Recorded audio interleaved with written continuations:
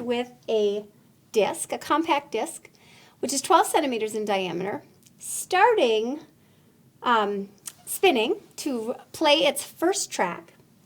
And it takes 3 seconds to reach that operating speed of 2,000 rotations per minute for that first track. And we're given that the rotational inertia of this compact disc is 2.5 times 10 to the negative fifth kilograms times meters per second squared. So one way to approach this problem was using Newton's second law for rotation and kinematics. And since we're interested in the torque, we know that the torque causes that acceleration of the disk, that angular acceleration. And so we use Newton's second law to determine what that torque was. We can then use that information to solve for our kinematics. We needed the rotational acceleration, and we used kinematics to find that. Now, we've also talked about this idea of rotational momentum and impulse, and how impulse is really a way that Newton described his second law.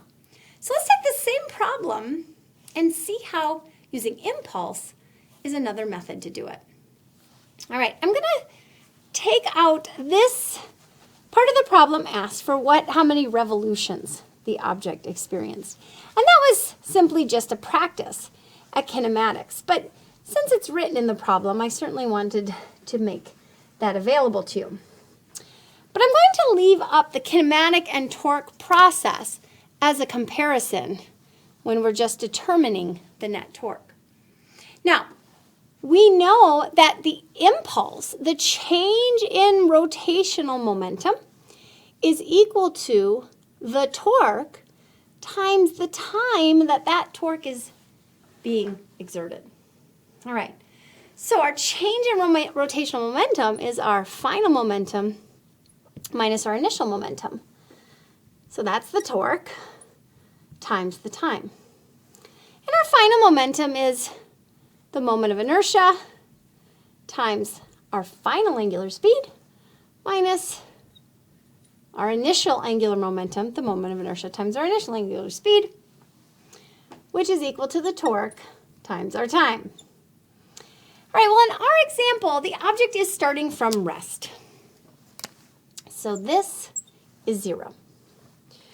We're given the rotational inertia of 2.5 times 10 to the negative fifth times my angular speed of 2,000 rotations per minute, which we determined to be 209.4 radians per second.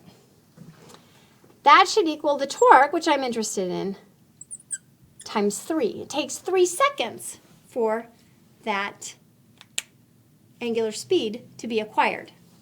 So 2.5 times 10 to the negative fifth times 209.4 is 0.005235 is equal to the torque times 3.